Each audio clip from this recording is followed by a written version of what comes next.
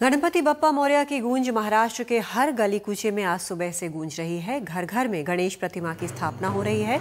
लोग सुबह से ही गणपति के दर्शन के लिए पंडालों में भी पहुंच रहे हैं।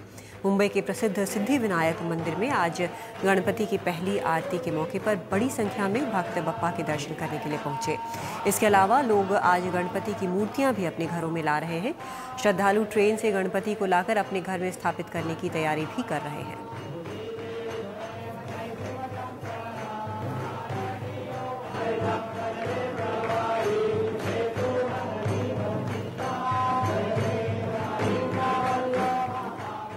योगेश दामले हमारे सहयोगी इस वक्त हमारे साथ जुड़ रहे हैं। योगेश, ये जो गणेशोत्सव का मौका होता है तो मुंबई का रंग ही बिल्कुल अलग होता है। बिल्कुल कादम्बिनी, घर में गणेश, पंडाल में गणेश, गलियों में गणेश भजन गूंजते हैं, पूरी मुंबई गणेशमय हो जाती है। फिलहाल हम जहां पर खड़े हैं ये है लालबाग इलाके का ही मुंबई सा राजा पंडाल, जो अपने आप में मुंबई के सबसे पुराने पंडालों में से एक है। 86 साल पुरानी परंपरा इस पंडाल की रही है। और अगर हम इसकी खास बात आपको बताएं तो ये वही पंडाल है जिसने मुंबई में गणेश मूर्तियों की ऊंचाई पर जो बेतरतीब एक होड़ मची थी उसको रोकने में इन्होंने पहला कदम उठाया था। अपनी मूर्ति को इससे और बड़ा नहीं करने का फैसला लेकर मूर्ति वैसे अपने आप में काफी बड़ी है। 22 फीट ऊंचाई इस मूर्ति की इस साल यहाँ पर बताई गई है। और जिस तरह से इसके नीचे आप देख पा रहे हैं दर्शनार्थियों का तांता लगा हुआ है। गणेश जी से तो मिलने आते ही हैं, साथ ही अपनी मुरादें, सामने एक चूहा है चांदी का, उसके कानों में कुछ लोग अपनी मुरादें बताकर एक तरह से गणेश जी तक की बातें पहुंचाने की कोशिश करते हैं।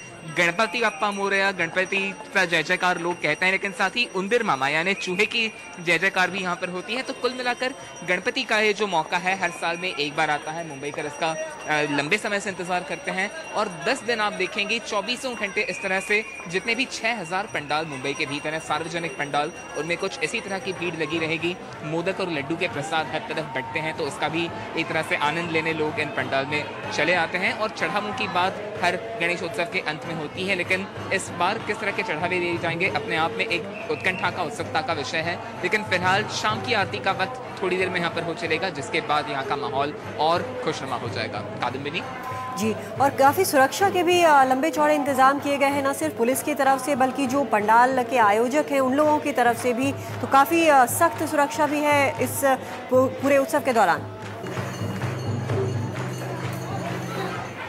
बिल्कुल कादम्बिनी, क्योंकि इस साल मुंबई की बात करें तो काफ़ी अलग रहा है। मुंबई में पिछले कुछ हफ्तों में जिस तरह से वारदातें हुई थी, महिलाओं की सुरक्षा को लेकर सवाल उठे थे, उसके बाद कुछ इसी तरह के सुरक्षा इंतजाम यहाँ पर करवाने की बात की गई थी। सीसीटीवीज पंडाल में लगाने की बात मुंबई पुलिस कमिश्नर ने हर किसी को दी थी। और पंडालों पर इस बार जोर ज़्यादा है, क्योंकि अगर किसी पंडाल में खुदा न खास्ता कुछ अनहोनी हो जाती है तो उसकी जवाबदेही पंडालों की तरफ से होगी। इस बात पर प्रतिक्रियाएं उठी थी, लेकिन फिलहाल जो है दर्शन सुचारू रूप से चल रहा है। साथ ही सुरक्षा को लेकर जो खबरें थी उसको लेकर मुंबई पुलिस ने एक और मुहिम छेड़ी है कि मुंबई के लिए 1 मिनट दिया जाए, लोग अपने इर्द गिर्द अगर निगरानी करें।